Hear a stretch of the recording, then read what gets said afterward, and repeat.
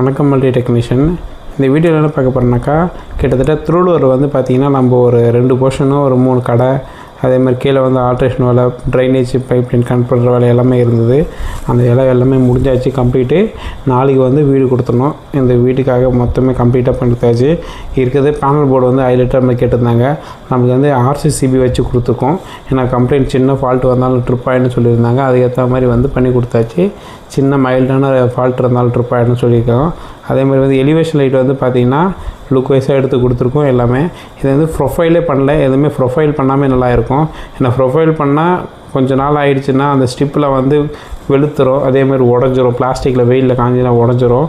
அதுக்கேற்ற மாதிரி சிலிக்கான் தான் போடணும். ஆனால் சிலிக்கான் வந்து ரேட் அதிகமாக இருக்குன்றதுனால நம்ம இருக்கிறதுல இப்போ ஸ்பாட் லைட்டை போட்டு கொடுத்துட்டோம். அதே மாதிரி எர்த்திங் பார்த்திங்கன்னா கம்பல்சரி நம்ம மேனுவல் போட்டு கொடுத்துருக்குறோம். ஏன்னா மேனுவலில் எடிக்கினா இப்போ எர்த்து ஃபால்ட்டுனாவோட எடுத்து போட்டிருக்கோம். நாங்கள் ராடு கிட்டத்தட்ட 6 அடி எடுத்து போட்டிருக்கோம்.